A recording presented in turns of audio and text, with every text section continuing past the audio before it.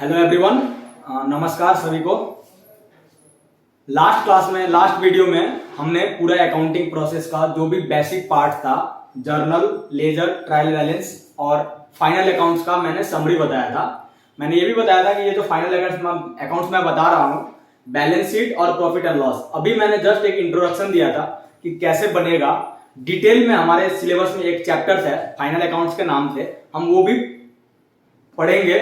But उससे पहले काफी सारे चैप्टर्स है, काफी सारे बेसिक थिंग्स है, वो बनाने के लिए हमें बहुत सारा चीज पढ़ना पड़ेगा। और उनमें से एक चैप्टर का नाम है बैंक रिकंसिलिएशन स्टेटमेंट। 11th और 12th के सिलेबस में भी ये चैप्टर है, बैंक रिकंसिलिएशन स्टेटमेंट। ये एक एकदम छोटा सा चैप्टर है, बट इस चैप्टर के क्वेश्चन सॉल्व करने में आपको काफी ब्रेन यूज करना पड़ेगा। मतलब ये नहीं कि मुझे याद है मैंने सॉल्व कर लिया, इसमें हर एक एडजस्टमेंट को आपको सोचना पड़ेगा, किसका इफेक्ट कहां पे जा रहा है ये भी डिसाइड करना पड़ेगा और तब जाके एडजस्टमेंट करना पड़ेगा। तो स्टार्ट करते हैं हम आज का बैंक रिकंसिलिएशन स्टेटमेंट। देखिए, बैंक रिकंसिलिएशन स्टेटमेंट का मतलब क्या होता है ये बताने से पहले मैं कुछ प्रोसीजरल बातें बताता हूं जो आपको पता होगा।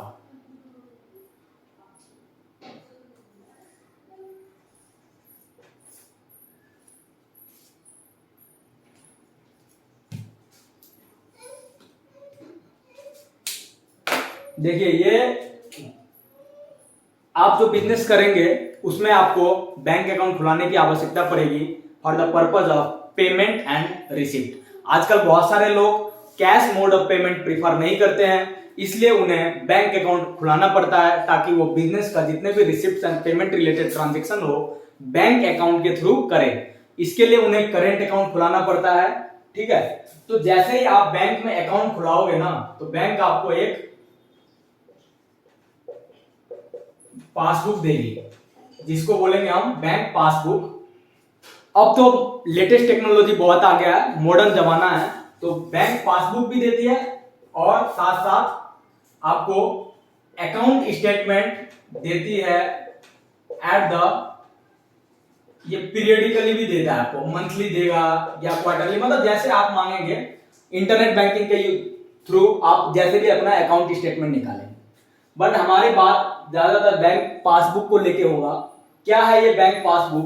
देखिए, जब भी आपका अकाउंट बैंक में खुल गया तो आपको बैंक एक पासबुक देती है, और पासबुक में क्या क्या होता है कि आपने डिपॉजिट्स कितना किया है, विथड्रॉ कितना किया है, और आपका बैलेंसेस कितना है at the end of the month या पर्टिकुलर डे को।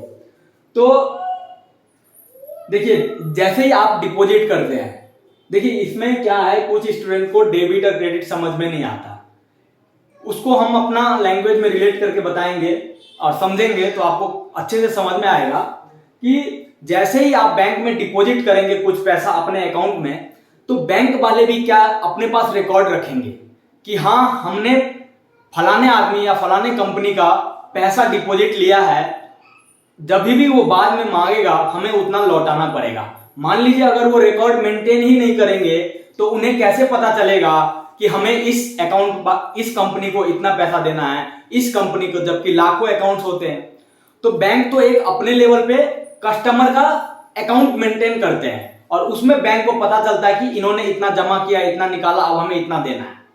तो at the same time bank क्या करती है कि बैंक आपको पासबुक देती है, बैंक आपको पासबुक देती है, और पासबुक के थ्रू आपको क्या बताना चाह रहे हैं बैंक कि देखो जी, आपने इस अकाउंट में इतना डिपॉजिट किया है, इतना विथड्रॉ किया है, और आज के डेट में जो बैलेंस है ये आ रहा है। इसका मतलब क्या हो गया कि बैंक आपको, जो भी बैंक अपने बुक्स ऑफ अकाउंट में ट्रांजैक्शन मेंटेन कर रहा है, वो आपको बता रहा है पासबुक के थ्रू। इसका मतलब क्या है, जो ये बैंक का पासबुक है ना, ये एक कस्टमर का लेजर है। किसके बुक्स में? तो बैंक वाले के बुक्स में। किसके बुक्स में? बैंक वाले के बुक्स में। तो सोचिए, अगर आपके अकाउंट में बैलेंस है तो आपका तो एसेट्स हो गया, आपका एसेट्स हो गया, लेकिन बैंक का क्या है, वो अगर वो डिपॉजिट अकाउंट है तो बैंक का वो लायबिलिटीज है, और लायबिलिटीज का क्या बैलेंस होता है, तो क्रेडिट बैलेंस होता है। इसीलिए आप देखेंगे कि पासबुक में हमेशा क्रेडिट बैलेंस होगा, मतलब अकाउंट में क्रेडिट बैलेंस होगा और आप बोलेंगे कि ये मेरा पैसा है, ये पैसा मुझे बैंक से लेना है। हालांकि आप सोचते होंगे कि डेबिट बैलेंस का मतलब होता है अपना पैसा, कैश बुक का बैलेंस का डेबिट बैलेंस होता है, लेकिन पासबुक में क्रेडिट बैलेंस है फिर भी अपना पैसा है, ये कैसे पॉसिबल है? तो पासबुक क्या है? सबसे पहले पासबुक क्या, इसी को समझना है। मैंने बताया था ना कि पासबुक कस्टमर का अकाउंट है in the books of bank, कि देखो ये आपका अकाउंट हमारे पास है, हमें इतना पैसा आपको देना है। तो पासबुक में जो अगर क्रेडिट बैलेंस रहेगा, ये क्या है? तो पासबुक देखिए क्या है, और लेजर अकाउंट, ये एक लेजर अकाउंट है of customer in the books of bank. अब आप सोचिए कि अगर आप किसी का, मान लीजिए आपका कोई क्रेडिटर है, ठीक है, आपका कोई क्रेडिटर है और आपका क्रेडिटर ये तो याद रखेगा ना, मान लीजिए आपको किसी को पैसा देना है तो आप अपने बुक्स में क्रेडिट बैलेंस शो करते हैं कि नहीं, कि ये हमारा लायबिलिटी है। वैसे ही बैंक भी क्या करती है, पासबुक में क्या बताती है कि आपका पासबुक का क्रेडिट बैलेंस है। इसका मतलब बैंक इज लायबल टू पे certain some of money that is maintained at the end of particular day और मंथ टू द कस्टमर। तो ये एक लेजर अकाउंट है। आप अब ये हमेशा समझना कि पासबुक जो है ये लेजर अकाउंट है बैंक के बुक्स में। अब आप सोचिए कि पासबुक में लेजर, पासबुक बैंक का लेजर है, पासबुक को सोचिए कि बैंक का लेजर है, तो पासबुक का अगर क्रेडिट बैलेंस है इसका मतलब बैंक का क्या हुआ, बैंक का ये लायबिलिटी। अच्छा, मतलब बैंक पासबुक में जितने भी क्रेडिट बैलेंस है वो अकाउंट होल्डर को देना पड़ेगा। अब बैंक का अगर लायबिलिटी हो गया तो हमारा क्या होगा, मतलब जो अकाउंट होल्डर होगा उनका क्या होगा, एसेट्स होगा। तो पासबुक में देखिए क्रेडिट बैलेंस है लेकिन हमारे लिए क्या हो गया, वो एसेट्स है, क्योंकि हमें वो लेना है। उसने क्यों वहां पे क्रेडिट लिखा है, क्योंकि वो उसका बुक्स है। बैंक अपने बुक्स के थ्रू, अपने बुक्स में तो कोई लायबिलिटीज को तो क्रेडिट बैलेंस ही दिखाएगा ना, हमारा बुक तो है नहीं पासबुक, ठीक है। और पासबुक के बदले अल्टरनेटिव अकाउंट स्टेटमेंट में भी वही होता है, details of withdrawal and deposit होते हैं, आप जितने भी ट्रांजेक्शन करते हैं उसके डिटेल्स होते हैं और बैलेंसेस होते हैं। तो पासबुक ये एकदम इंपॉर्टेंट है। बैंक रिकंसिलिएशन बनाना शुरू कर देते हैं लेकिन पासबुक का क्या मतलब है आपको बस पता है, हाँ पासबुक एक रफ पेजेज होते हैं, रिसीट्स ऑफ पेपर होते हैं, उनमें अकाउंट होल्डर का नाम होता है, फिर डिपॉजिट विथड्रॉ डिपॉजिट। लेकिन ये चीज समझना है कि बैंक पासबुक है ledger account in the books of bank. तो इसका मतलब बैंक, ये बैंक का बुक है, इसको बैंक बुक भी बोलते हैं। तो अगर उसमें क्रेडिट बैलेंस है मतलब बैंक वाले हमें पैसा देंगे, अगर वो डेबिट बैलेंस है तो हम बैंक वाले को पैसा देंगे, ठीक है। ये था पासबुक का। देखिए एट द सेम टाइम हम क्या करते हैं, कैश बुक भी मेंटेन करते हैं, कैश बुक मेंटेन करते हैं। तो कैश बुक, अब देखिए कैश बुक भी एक लेजर है लेकिन ये हम मेंटेन करते हैं, maintained in the books of entity. मतलब जो बिजनेस करते हैं वो लोग कैश बुक बनाते हैं। देखिए इसीलिए मैंने आपको लोगों को बोला था कि जर्नल का अकाउंटिंग प्रोसेस में जर्नल और लेजर बहुत ही बेसिक प्रोसेस है। और अगर आपको वहां से पता चल गया ना कि डेबिट मतलब क्या, क्रेडिट मतलब क्या, तो सब कुछ आपके लिए ही। अब देखिए फिर कैश अकाउंट में बताइए, कैश बुक है, कैश बुक में देखिए क्या होगा कि एक तो कैश कॉलम होता है, एक बैंक कॉलम होता है, ठीक है। हम क्या समझेंगे कि कैश एंड बैंक एक ही मतलब है। और ऐसे ही है, आजकल तो ज्यादा ट्रांजैक्शन बैंक से ही होता है तो कैश बुक होते नहीं, कैश और बैंक एक ही होते हैं। हालांकि डबल एंट्री सिस्टम कैश में cash with cash account with cash and bank column होते हैं, तो हम बैंक कॉलम की बात कर रहे हैं। अब देखिए कैश बुक, कैश क्या है, हमारा एसेट्स है। कैश में अगर डेबिट बैलेंस आएगा तो क्या मतलब होगा, हमारा एसेट्स है। तो वैसे ही सोचिए, आप इसको कैश बुक भी ना समझ के ना, आप इसको cash book with bank column समझिए। बैंक कॉलम का हिसाब किताब हो रहा है, क्योंकि कैश लेन देन तो बैंक से होगा नहीं, सॉरी कह रहा हूं कि कैश जो हम बैंक के अलावा अदर पर्सन से जो कैश ट्रांजेक्शन होते हैं वो तो बैंक स्टेटमेंट में आएगा नहीं, तो हम cash book with cash and bank column में से सिर्फ बैंक कॉलम की बात कर रहे हैं। ठीक है, तो देखिए पासबुक में क्रेडिट बैलेंस हुआ, सेम अमाउंट का बैलेंस हमारे पास भी आना चाहिए ना। मान लीजिए आप कह रहे हैं कि मैंने बैंक में 10,000 जमा किए हुआ है, डेबिट बैलेंस है, लेकिन बैंक पासबुक क्या कह रहा है, नहीं हमें आपको सिर्फ 5,000 देने हैं। इसका मतलब 5,000 का डिफरेंस आ गया ना।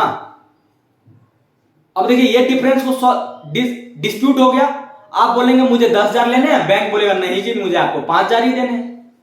तो अब यहां पे दोनों अकाउंट में डिफरेंस आ गया, जबकि ये हमेशा बराबर होना चाहिए कि मैंने जितना डिपॉजिट किया है ना बैंक उतना पैसा मुझे देगी। मतलब बैंक को मैंने जितने के लिए डेटर बनाया है अपने कैश में, उतने के लिए उतने अमाउंट से ही बैंक हमको क्या बनाएगी, क्रेडिटर बनाएगी, मतलब क्रेडिट बैलेंस में बताएगी। तो अब एक चीज याद कर लीजिए कि पासबुक का क्रेडिट बैलेंस मतलब debit balance of cash book. Passbook का क्यों क्रेडिट हमारा डेबिट हो जाएगा, मैंने आपको बता दिया कि पासबुक बैंक के बुक्स में बनता है ना कि हमारे बुक्स में, और बैंक वाले को पासबुक में जो लिखा हुआ बैलेंस होता है वो हमें देना पड़ता है, इसीलिए वो क्रेडिट हो जाएगा, मतलब लायबिलिटी है इसीलिए उसका बैलेंस क्रेडिट होगा। अब मैंने आपको क्या बताया कि अब देखिए ये तो था बैंक पासबुक और कैश बुक का थोड़ा सा इंट्रोडक्शन, दो चीज हो गया। और ये यही दो चीज मैंने इसलिए बताया क्योंकि इसी का रिकंसिलेशन करना है। एक चीज मैं बीच में बता देता हूं कि देखिए ये जो बैंक रिकंसिलेशन स्टेटमेंट हम बना रहे हैं, this is not the part of final account. ये हमारे इंटरनल हिसाब किताब में कुछ दिक्कत हो गई, इसको हम बोल सकते हैं it is a management tools. और क्या होगा, अब देखिए अब मान लीजिए अब पासबुक का मतलब समझ आ गया। अब मैं पासबुक में बैलेंस की बात करूंगा। अब देखिए बैलेंस डेबिट भी हो सकता है, क्रेडिट भी हो सकता है। आप लोगों को लगता होगा कि पासबुक का तो क्रेडिट बैलेंस होगा, डेबिट कैसे हो जाएगा, डिपॉजिट अकाउंट में थोड़ी ना माइनस, हम मतलब जितना पैसा होता है उतना ही निकाल सकते हैं। तो देखिए एक पासबुक बैलेंस, इस चैप्टर में मैं कैश बुक की जहां भी बात करूं, cash book with bank column की बात कर रहा हूं। Bank bank bank, cash book with bank, सिर्फ बैंक। ठीक है, अब देखिए ये कैश बुक,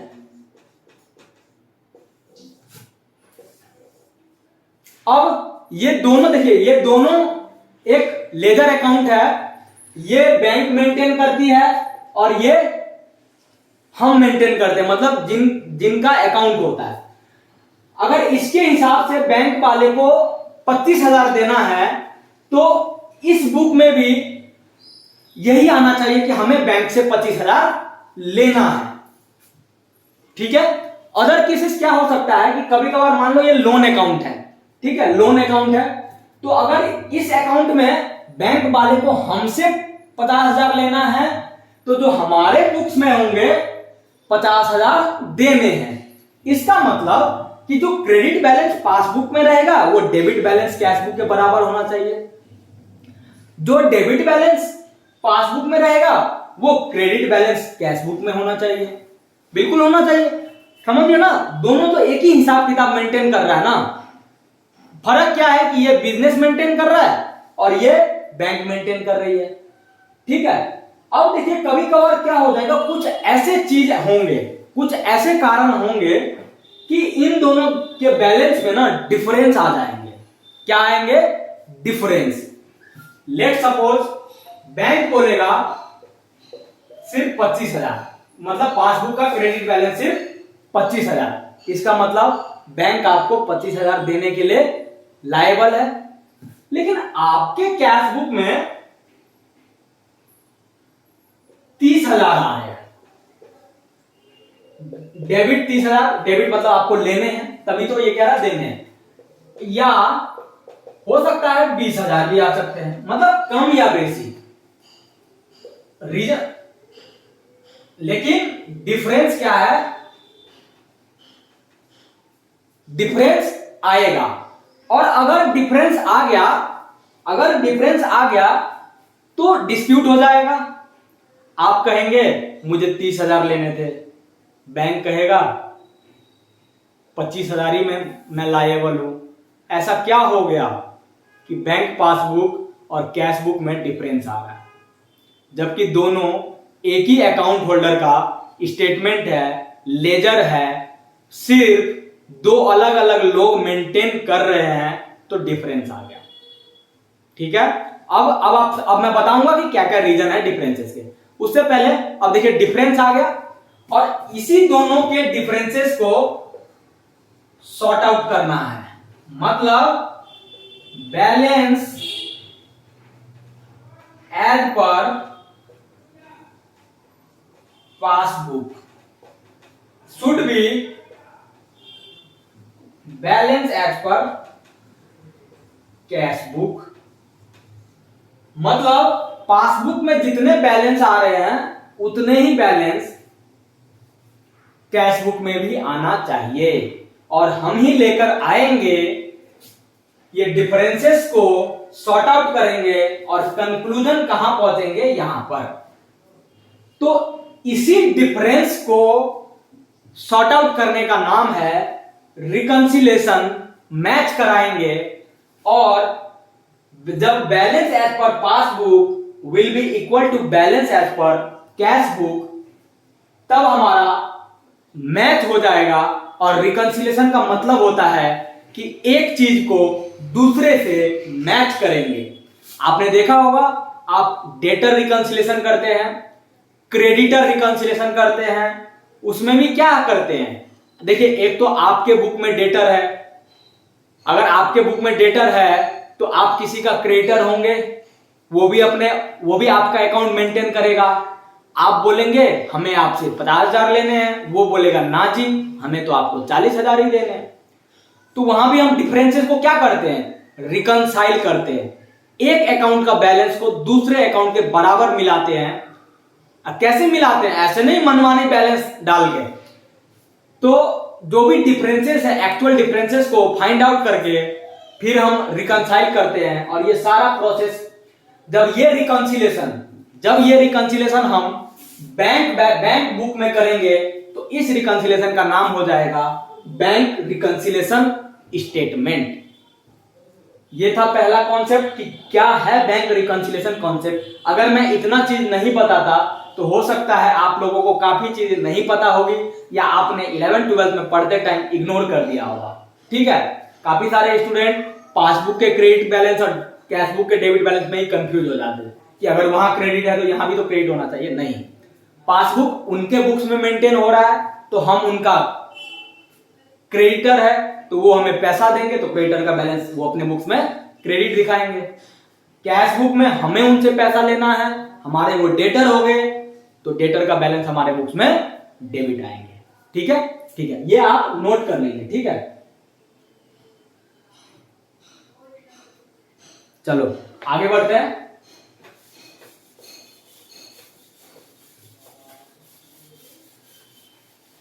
बहुत ही इंटरेस्टिंग चैप्टर है। आप इस चैप्टर में आपका पूरा काम होगा कि डिफरेंस फाइंड आउट करने हैं। जैसे ही डिफरेंस फाइंड आउट कर लिया, उसके बाद आपको इफेक्ट एनालाइज करना है कि इस डिफरेंस का इफेक्ट पासबुक में गया है या कैश बुक में गया है। ठीक है, अब रीजन क्या होगा, रीजन ऑफ डिफरेंस, किस कारण से डिफरेंस हो सकता है। ऐसा क्या रीजन है भाई कि बैंक भी बताइए इतने मतलब स्टैंडर्डाइज लेवल पे अकाउंट मेंटेन करते हैं, हम भी करते हैं, फिर भी ऐसा क्या हो गया कि उनके बुक्स में हमारा बैलेंस कम आ रहा है, हमारे बुक्स में उसका बैलेंस ज्यादा आ रहा है। तो डिफरेंस क्या हो सकता है, देखिए कभी कभार टाइमिंग डिफरेंस होता है। टाइमिंग डिफरेंस, टाइमिंग का मतलब टाइमिंग ऑफ अकाउंटिंग। अब आप बोलेंगे टाइमिंग कैसे हो सकता है।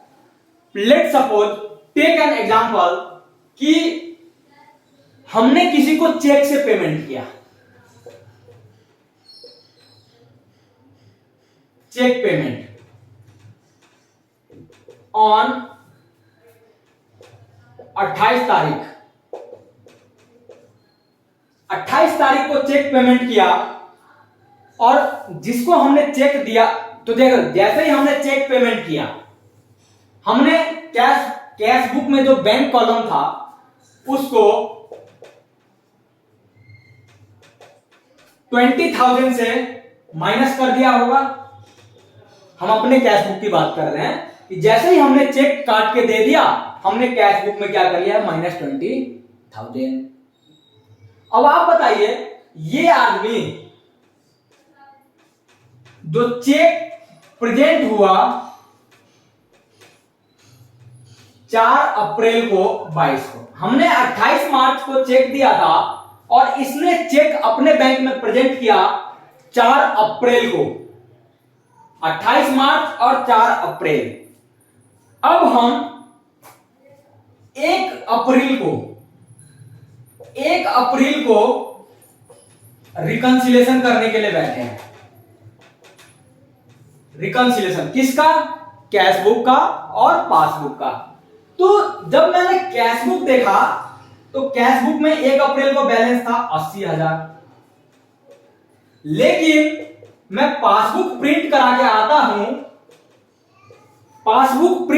आता हूं तो उसमें 1 लाख का बैलेंस था। ये कैसे हो गया? मेरे कैश बुक में तो 80,000 दिख रहा है, पासबुक में 1 लाख आ रहा है। वाह, मुझे 20,000 रुपए और मिलेंगे। लेकिन ये डिफरेंस अराइज क्यों हुआ? ये डिफरेंस अराइज क्यों हुआ? पता है आपको क्यों हुआ? ये टाइमिंग डिफरेंस का। अगर ये आदमी चेक लेट से प्रेजेंट नहीं करता, मान लो 29 तारीख को चेक प्रेजेंट कर देता, तो जो ये 20,000 का चेक दिया था कैश बुक में तो हमने माइनस कर दिया था, लेकिन पासबुक किसका बुक है? क्या उसमें हम लिखते हैं? नहीं, वो बैंक का बुक है। तो उसमें पासबुक जो प्रिंट करती है वो बैंक के बुक से ही प्रिंट होके आती है। तो एक तारीख को तो चेक प्रेजेंट किया ही नहीं था, इसीलिए बैंक ने हमारा पैसा डिडक्ट किया ही नहीं, इसीलिए ना डिफरेंस आ गया। लेकिन ये डिफरेंस कब सॉर्ट आउट हो जाएगा? 4 तारीख को डिफरेंस सॉर्ट आउट हो जाएगा, क्योंकि हमने घटा दिया। बैंक भी जब पेमेंट करेगा चेक का तो 20,000 घटा देगा और पासबुक में भी। तो देखिए, difference arises due to timing of accounting. हमने 28 को ये काउंटिंग कर लिया, लेकिन बैंक ने क्या किया, 4 तारीख को अकाउंटिंग किया। और इससे पहले बैंक करेगा भी नहीं, जब तक चेक प्रेजेंट ही नहीं होगा वो पैसे कैसे काट लेंगे हमारे अकाउंट से। तो ये एक टाइमिंग है। और भी बहुत सारे केस हो सकते हैं ऐसा ही। देखिए, ये मेरा 2 हाथ है, ठीक है। अगर मैं एक ही टाइम में एक ही हाथ को घटाऊंगा ना तो बैलेंस मिसमैच होगा, या एक ही हाथ को बढ़ाऊंगा फिर भी बैलेंस मिसमैच होगा। तो बैलेंस लेस भी हो सकता है, मोर भी हो सकता है। अब इसी चेक पेमेंट को आप डिपॉजिट के एंगल से देखिए।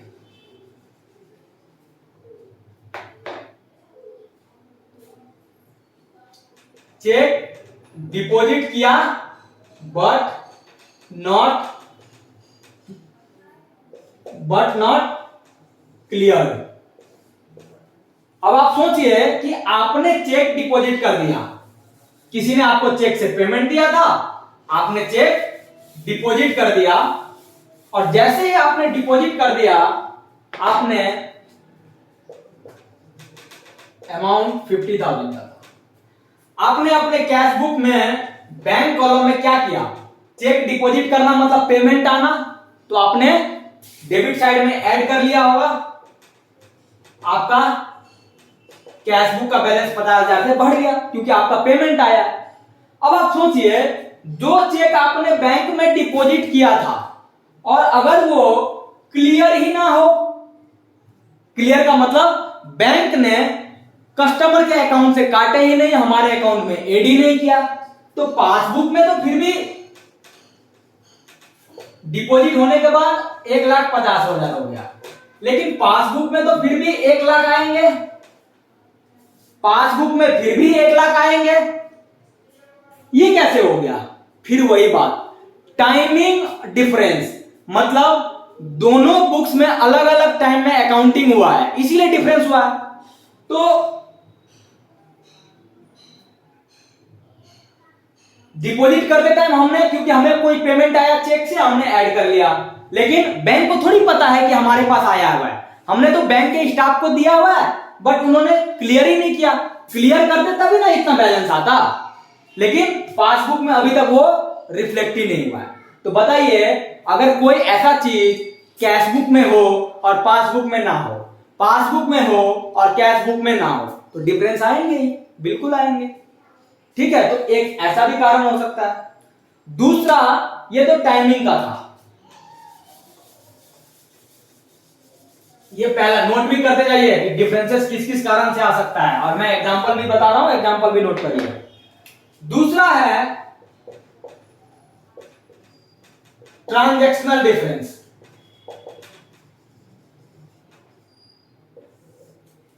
ट्रांजैक्शन डिफरेंस क्या है? ट्रांजैक्शन डिफरेंस, अच्छा एक चीज बताइए, आप बैंक में अकाउंट मेंटेन करते हैं, ठीक है, डिपॉजिट करते हैं, उस डिपॉजिट पे कुछ ना कुछ इंटरेस्ट अमाउंट भी देता है।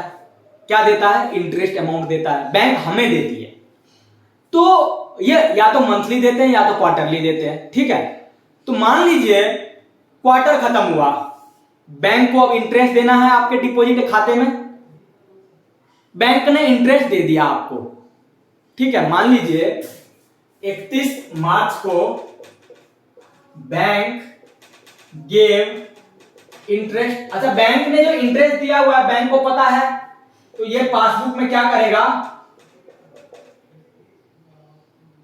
क्रेडिट बैलेंस को प्लस कर देगा इंटरेस्ट अमाउंट से, और आपका टोटल बैलेंस हो गया 2500। 100 ऐड होने के बाद, मतलब पहले 2400 था, और 31 मार्च को क्योंकि बैंक को आपको इंटरेस्ट देना था डिपॉजिट खाते पे, तो उसने 100 रुपए की इंटरेस्ट आपके अकाउंट में ऐड कर दिया, क्योंकि बैंक को देना है तो ऐड कर दिया। अब देखिए, आप भी तो कैश बुक मेंटेन कर रहे हैं उसी अकाउंट के। अब 31 मार्च को आपको थोड़ी ना पता कि बैंक कितना क्रेडिट देगा, कितना इंटरेस्ट देगा, तो आप तो उसका एंट्री करेंगे नहीं, और आपका कैश बुक का बैलेंस कितना आएगा, 2400 आएगा। आप सोचेंगे बैंक ने हमें ऐसा क्या, हमने ऐसा क्या कर दिया कि बैंक ने हमें 100 रुपए ज्यादा बैलेंस दिखा दिया। आप खुश हो गए, लेकिन जब आप रीजन पता करेंगे तो हो सकता है कि बैंक ने कुछ ट्रांजैक्शंस का एंट्री किया, जिसको हम इंटरेस्ट ट्रांजैक्शंस बोलेंगे। इंटरेस्ट मिलता है ना आप लोगों को, तो वही 100 रुपया का एंट्री करके तो 2500 बैलेंस हो गया क्रेडिट, और आपके कैश बुक में 2400 डेबिट दिखा रहा है। अमाउंट इक्वल होना चाहिए ना, नहीं हुआ। ट्रांजैक्शन के कारण जो डिफरेंस आया बैंक पासबुक में और कैश बुक में, इंटरेस्ट के कारण हो गया। दूसरा देखिए, मैं जो भी एग्जांपल दे रहा हूं ये इंक्लूसिव है, बहुत सारे एग्जांपल्स आएंगे, और ज्यादातर चेक का, अभी चेक और जो चार पांच एग्जांपल दूंगा वो बहुत फेमस है, मतलब ये होते रहते हैं।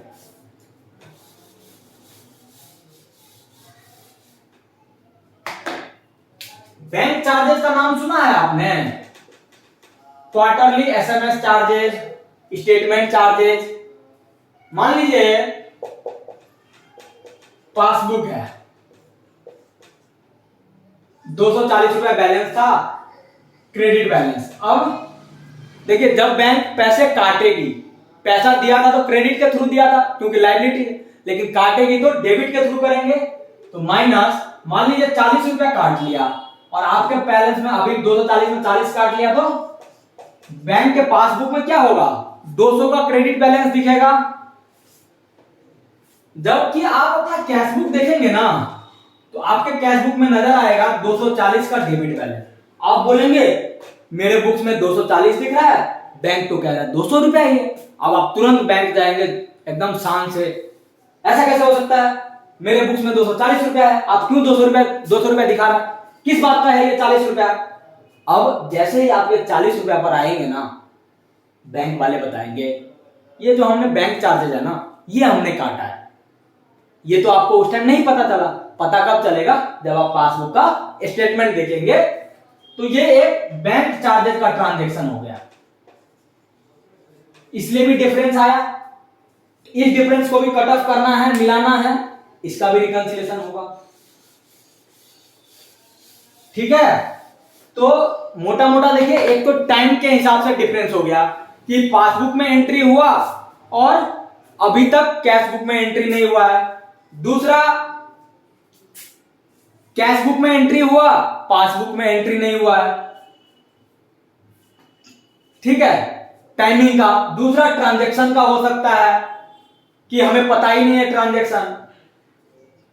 देखिए, तीसरा भी एक है, लेकिन मेरे हिसाब से वो मेजर डिफरेंस नहीं है, वो हमारे गलती के वजह से आएगा।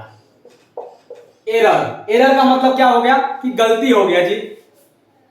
हमने किसी को पेमेंट किया, ठीक है, मान लीजिए चेक से पेमेंट किया 1.5 लाख का, क्लियर भी हो गया, और हमने कैश बुक में इसको रिकॉर्ड कितना किया कि सिर्फ 1 लाख पेमेंट किया।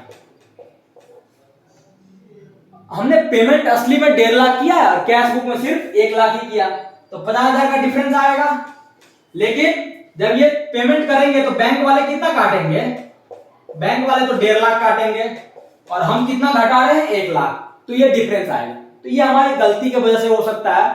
हालांकि बैंक एकदम ही मतलब क्या कहें, नॉमिनल सा ही गलती, या तो मतलब होती ही नहीं है, क्योंकि आज के जमाने में सारा कुछ ऑटोमेटिक है, ठीक है, तो बैंक से गलती हो गई नहीं, तो ये एरर वाला पार्ट बहुत कम होगा। वो अब कभी ऐसे ही आपको बोलेगा क्वेश्चन में, पेमेंट किया 1.5 लाख का, रिकॉर्ड कर दिया 2.5 लाख का, डिपॉजिट आया 1 लाख का, रिकॉर्ड कर दिया 70,000 का, तो एरर के कारण भी डिफरेंस आ सकता है। Now our target is to reconcile the differences and match the balance as per passbook with the balance as per cash book। अब देखिए, बहुत सारे तरीके हो सकते हैं, 4 तरीका है आपके बुक्स में।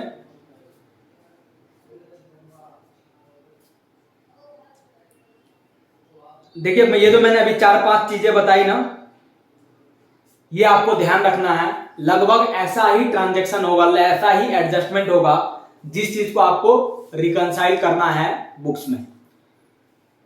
तो कभी क्वेश्चन में जैसा बोलेगा आपको वैसा ही करना है। बोलेगा कि कैश बुक का बैलेंस दिया हुआ है, आपको पासबुक के बैलेंस से मिलाना है, तो जिसका बैलेंस, फॉर्मेट देख लीजिए। मान लीजिए आपको क्वेश्चन में दिया है कि balance as per cash book 1 lakh दिख रहा है, बैलेंस एज पर 1 लाख, कैश बुक में 1 लाख का बैलेंस दिख रहा है, और कुछ डिफरेंसेस देंगे और आपको बोलेंगे find out balance as per passbook. तो कैश बुक का बैलेंस कैसे लिखेंगे? आप लिखेंगे, अब आप देखिए, मैं एक एग्जांपल दिखाता हूं। ये कैश बुक का बैलेंस है। अगर हमें ये वाला दिया हुआ है तो हम यहां से शुरू करेंगे, क्योंकि पहुंचना हमें पासबुक तक है। पासबुक में कुछ छेड़छाड़ नहीं करेंगे, क्योंकि वो हमारा बुक्स नहीं है। पासबुक में कोई छेड़छाड़ नहीं करेंगे, वो हमारा बुक्स नहीं है। हमेशा हम कैश बुक में ही करेंगे, और कैश बुक से पासबुक तक पहुंचना है। कभी कभार अगर बोल दे कि पासबुक से कैश बुक पर पहुंचना है, तो फिर पासबुक में शुरू करेंगे। तो जिससे शुरू करेंगे उसी में एडजस्टमेंट करेंगे, दूसरे बुक्स में एडजस्टमेंट नहीं करेंगे। अब आप एक तरफ सोचिए, कैश बुक, सारा पेमेंट, डिपॉजिट सब एडजस्ट होके आया हुआ है। एक सिचुएशन एनालाइज कीजिए कि मैंने चेक दिया है पार्टी को पेमेंट करने के लिए, कितने का? मान लो 10,000 का चेक दिया है, 10,000 का, पार्टी ने प्रेजेंट नहीं किया। ये आपका क्वेश्चन है और इसको एडजस्ट करना है रिकंसिलेशन। क्या हुआ होगा कि जब हमने चेक दिया होगा, हमने कैश बुक में कितना पैसा बढ़ाया घटाया होगा? 10,000। कैश बुक में कितना पैसा घटाया होगा? 10,000। पासबुक में भी घटना चाहिए था, लेकिन जब उसने प्रेजेंट ही नहीं किया तो क्या पासबुक में घटेगा? ये समझिए कि ये आपका कैश बुक है, ये आपका पासबुक है। आपने जब पेमेंट किया 10,000 का, आपने पेमेंट किया तो इसका बैलेंस डाउन कर दिया गया, डाउन आया गया था। तो ये यहां पर है लेकिन ये यहां पर है बराबर, ये बराबर है, ठीक है। ये कैश बुक है, आपने 10,000 का पेमेंट किया तो आपने माइनस कर दिया होगा ना, तो इसका बैलेंस कम हो गया होगा। क्या पासबुक में माइनस हुआ था आपका वो पेमेंट? नहीं हुआ था ना, तो पासबुक में कुछ नहीं करना है।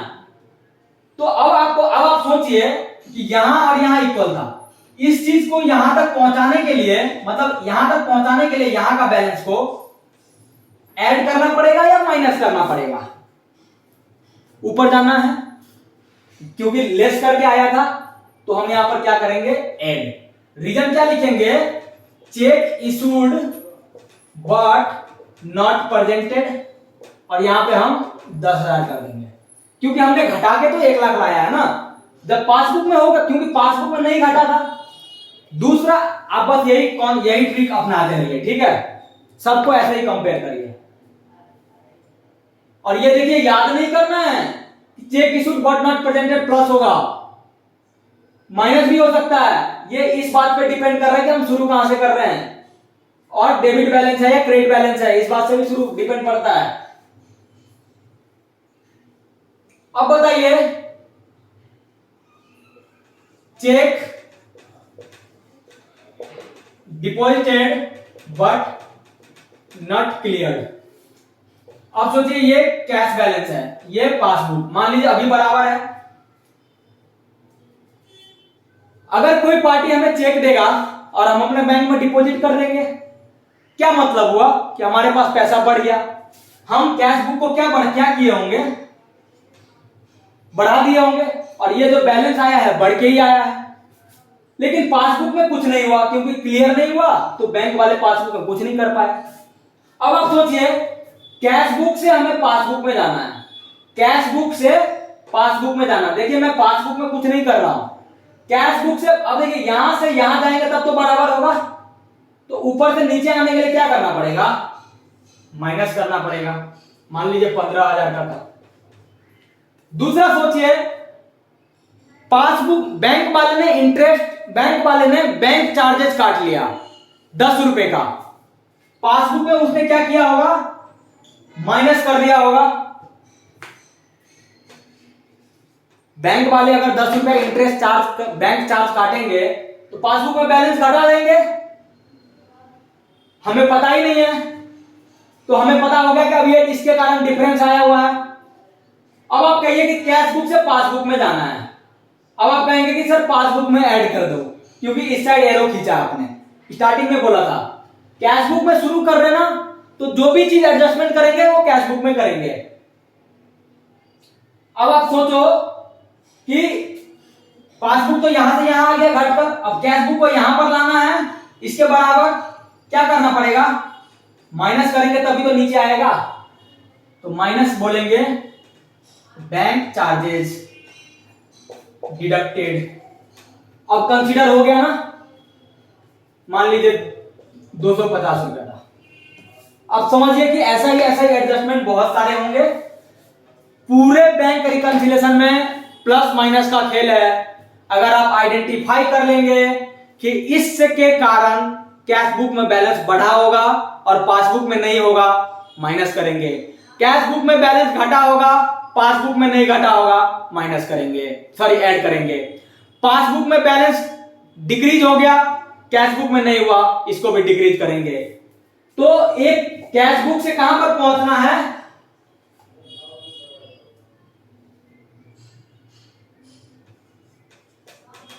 अब ये जो बैलेंस आ गया, क्या हो गया? बैलेंस एज पर पासबुक, ठीक है। तो ऐसे ही ये तीनों के कारण ना, कैश बुक में बैलेंस 1 लाख था, पासबुक में 94,000 डिफरेंस था। डिफरेंस किसके कारण था? इसके इस डिफरेंस को कंसीडर कर लेंगे तो क्या पासबुक में भी बैलेंस कितना आ जाएगा? 94,750, ठीक है। ऐसे ऐसे करके बहुत सारे एडजस्टमेंट होंगे, हर एडजस्टमेंट को आइडेंटिफाई कीजिएगा। बस आपको यह पता लगाना है कि जो ट्रांजैक्शन हुआ उसका इफेक्ट कैश बुक में हुआ लेकिन बैंक में पासबुक में नहीं हुआ, पासबुक में हुआ बैंक में नहीं हुआ, ऐड हुआ सब्ट्रैक्ट हुआ, बस ऐसे ही दोनों को मिलाना है। ये कैश बुक ये पासबुक दोनों को बराबर रखना है। इस बराबर के कारण हो सकता है बहुत सारे डिफरेंस होंगे, ये डिफरेंस को आपने एनालाइज करके प्लस माइनस करना है। प्लस माइनस याद नहीं करना है, मैंने पिक्चर बना दिया था। ये कैश बुक ये पासबुक, पहले इफेक्ट पता करिए कि कैश बुक में बैलेंस घटा है, कैश बुक को फिर पासबुक के यहां पहुंचना है, मतलब इसके बराबर प्लस करेंगे तभी ऊपर पहुंचेंगे। ठीक है, इतना ही बैंक रिकंसिलिएशन में कॉन्सेप्ट है। बाकी जितने भी क्वेश्चंस हैं प्रैक्टिस कीजिएगा।